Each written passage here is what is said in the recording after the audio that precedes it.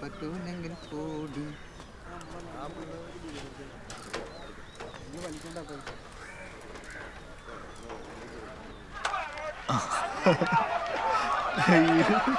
അമ്മോ ആളിന്റെ പെർഫോമൻസ് ആണ് എന്റെ പൊന്നോ.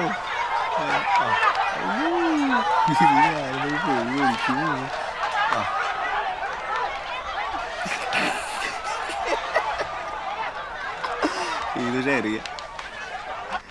ഫസ്റ്റല്ലേ ഫസ്റ്റിൽ ഇവിടെ കിടക്കണ്ടേ?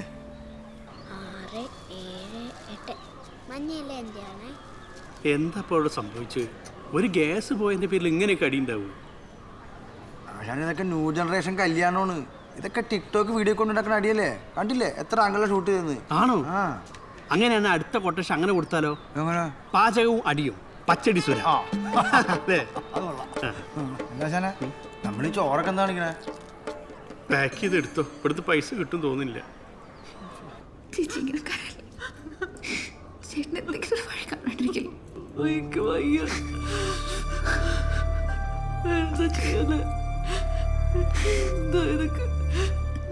ഇനി പറഞ്ഞിട്ടൊരു കാര്യമില്ല, വരാനുള്ളത് വഴി തങ്ങൂലല്ലോ. എൻ്റെ അഭിപ്രായത്തിൽ അവന്മാർക്ക് 2 എണ്ണം കൂടുതൽ കൊടുക്കായിരുന്നു. അതെങ്ങനെ കറക്റ്റ് സമയത്ത് അലൈന് നറബാബിന്റെ കോള് വന്നോ? അല്ലെങ്കിൽ കാണാറുണ്ട് ഞാൻ. ഇനി ജയൻ തന്നെ ഒരാളെ കണ്ടെത്തിട്ടെ, അവൻ തന്നെ ഉണ്ടാക്കിയല്ലേ ഇതെല്ലാം. പെണ്ണിന്റെ കൊച്ചനായതുകൊണ്ട് ഞാൻ സുധനോട് ഒരു കാര്യം പറയാം.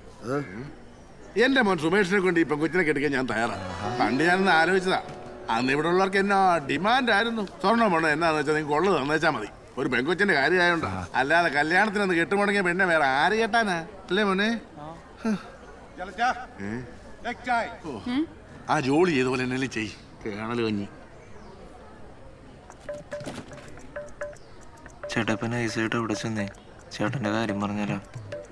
എടാ മണ്ട, രാവിലെ ഒരു വെള്ളം കോരിയിട്ട് വൈകിട്ട് കൊടടയ്ക്കേണ്ട ആവശ്യമുണ്ടോ? ഇപ്പം ഞാനാണ് ആളെന്ന് പറഞ്ഞു കഴിഞ്ഞാൽ കല്യാണം മുടക്കിയത് നമ്മളന്ന് മനസ്സിലാവല്ലേ? ആ അത് ശരി. എൻ്റെ വീട്ടുകാരാണെങ്കിൽ ഇപ്പോഴും ഭയങ്കര എതിർപ്പില്ല. ഇനി എനിക്ക് സമയമുണ്ടല്ലോ.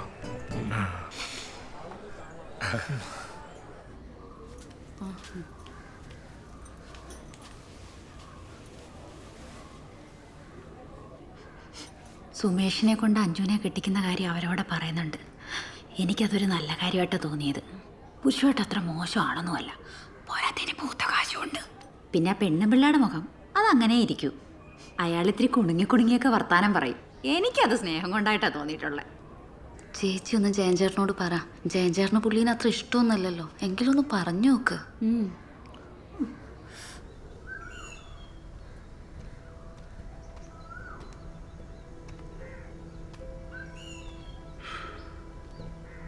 അഞ്ചു വന്നിരിക്കോ? അവിടെ ഉണ്ട്. ആലോചിച്ചിട്ടൊരു പിടുത്തം കിട്ടുന്നില്ല. എന്തൊക്കെയാ നടന്നത്? പിന്നൊരു കാര്യമുണ്ട്. അഞ്ജുന് അടുപ്പുണ്ടായിരുന്നെന്ന് പറഞ്ഞ പയ്യനില്ലേ, അവന്റെ വീട്ടിലേക്ക് അഞ്ജുന്റെ കൂട്ടുകാർ വിളിച്ചിരുന്നു. എവിടെ അവന്റെ വീട്? അതറിയില്ല, പുറത്തെവിടെയോ ആണ്. കാര്യങ്ങളൊക്കെ സംസാരിച്ചപ്പോൾ അവർക്ക് താല്പര്യമില്ല എന്നാ പറഞ്ഞ്. ഇനി ഈ കാര്യം പറഞ്ഞുകൊണ്ട് ആരും അങ്ങോട്ട് വിളിക്കണ്ടെന്ന് പറഞ്ഞു. ഇന്ന് തന്നെ എന്തെങ്കിലും പോകുമ്പോഴേ ഉണ്ടല്ലെങ്കിൽ പിന്നെ ഇനി കല്യാണം നടക്കാൻ ബുദ്ധിമുട്ടായിരിക്കും. അതുകൊണ്ട് ചേട്ടൻ റെജിനോടൊന്ന് സംസാരിക്കാം. റജിയോട് എന്ത് സംസാരിക്കാനാ? ഈ അവസ്ഥയിൽ അവന് നമ്മളെ സഹായിക്കാൻ പറ്റും. അവരോട് വന്നപ്പോൾ തൊട്ടേ നമുക്ക് പരിചയമുള്ളതല്ലേ. നല്ല വീട്ടുകാരാ, നമ്മൾ പറഞ്ഞാൽ കേൾക്കും. അവനെന്തോ ജോലി ആവാറായിരിക്കല്ലേ. ഇത്രയൊക്കെ എത്തിയിട്ട് കല്യാണം നടന്നില്ലെങ്കിൽ എല്ലാവരും ചേട്ടനെ കുറ്റം പറയും. എനിക്കത് കേൾക്കാൻ പറ്റില്ല.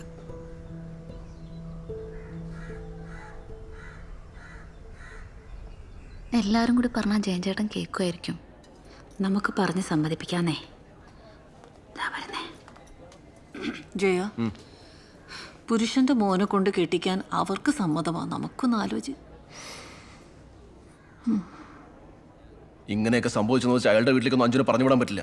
പൊട്ടനെ പോലത്തെ ഒരു മോനും എനിക്കറിയാൻ തയ്യേണ്ടത്. ആർക്കാ അവിടെ അത്യാവശ്യം? ഞാൻ അന്നേരം പറഞ്ഞല്ലേ, എനിക്കൊരു താല്പര്യം തോന്നിയില്ല. ഒരുമാതിരി മേനകെട്ട സ്വഭാവമാ പുരുഷന്റെ. അയാളുടെ കുണുങ്ങിയുള്ള നടത്തവും ആ നോട്ടവും ഭാവവും അല്ലേ. ഒന്ന് പുറത്ത്.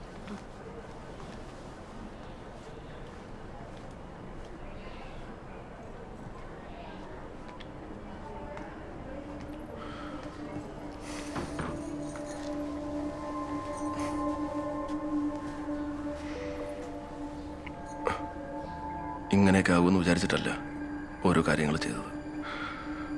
നിന്റെ ഇഷ്ടം പോലും അന്വേഷിക്കാതെ ഇത് തീരുമാനിച്ചത് ഒരു നല്ല ജീവിതം നിനക്ക് ഉണ്ടാവുമെന്ന് ഓർത്ത്. എനിക്ക് അമ്മും നീയും തമ്മിൽ ഒരു വ്യത്യാസമില്ല. അതുകൊണ്ട് അച്ഛൻ്റെ സ്ഥാനത്ത് നിന്ന് മാമനൊരു കാര്യം ചെയ്യാൻ പോവുക. എല്ലാവരും എന്നെയാണ് ഇപ്പോൾ കുറ്റപ്പെടുത്തുന്നത്, അതുകൂടെ. പക്ഷേ മോള് മാമൻ്റെ കൂടെ നിൽക്കണം. നമ്മുടെ റിജിയെ ഞാൻ മോക്ക് വേണ്ടി ആലോചിക്കുകയാണ്. അവൻ്റെ കാല് പിടിച്ചിട്ടാണെങ്കിലും ഞാനിത് നടത്തും.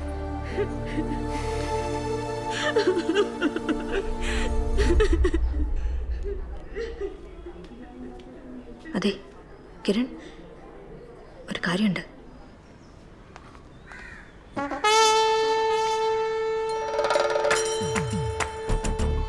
അതെ, ഒരു പ്രശ്നമുണ്ടോ? ഒന്ന് സംസാരിക്കണം.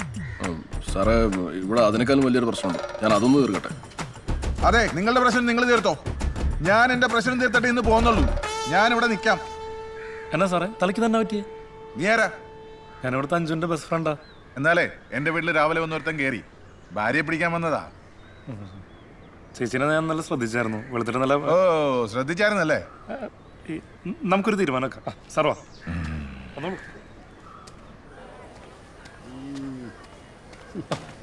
അങ്ങളെ അങ്ങളെ എന്നാ ഒന്ന് വരാമോ? എന്നാത്തിനാ? ഒരു അത്യാവശ്യമായിരുന്നു. എന്നെ അത്യാവശ്യം?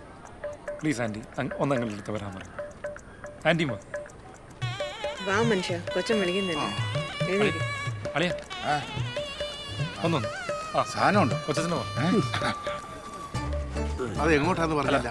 അവിടെ ഒരാള് കാണാൻ വന്നത്. പഴയ ബന്ധുക്കാരും ആണോ?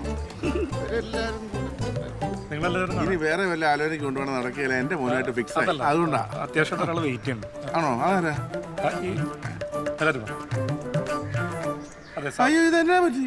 ആരാ തലക്കടിച്ചത്? സൂചിയെ കണ്ടില്ല കല്യാണത്തിന്. അതെ, സാറിന്റെ വീട്ടിൽ നിന്ന് രാവിലെ ആരോ ചേച്ചിനെ കയറി പിടിക്കാനായിട്ട് വന്നായിരുന്നു. സാറിന്റെ തലക്കിട്ടടിച്ച് ഇറങ്ങി ഓടിയോണ്ട് ആരാന്ന് കണ്ടില്ല. നിക്ക്, ഞാൻ പറയാം. ആളെ കണ്ടില്ലെങ്കിലും ദൈവം ഉണ്ടല്ലോ, തൊണ്ടി മുതൽ കിട്ടിയിട്ടുണ്ട്. കണ്ടാലറിയാം ഏതോ ഫോറിൻകാരന്റെ. ഇതിന്റെ കാണാതെ പോയ ലില്ലിപ്പൂക്കളുള്ള നമ്മൾ എമിറേറ്റ്സ് മാളിൽ നിന്ന് തീരുമാനമായല്ലോ. നാണില്ല കളവാ ചേറ്റവാക്കാറങ്ങാൻ. തന്റെ കല്യാണാലോചന വേണ്ട, ഒരു കോപ്പം വേണ്ട. പിന്നെ പോകാൻ നേരത്ത് തന്റെ ചെറുക്കനെ കൂടെ കൊണ്ടുപോയിക്കണം. എൻ്റെ അല്ലേ മോൻ. അത് വൃത്തിയാട്ടോ മനുഷ്യൻ. വല്ല കാക്കയും കൊത്തിക്കൊണ്ടിട്ടായിരിക്കും.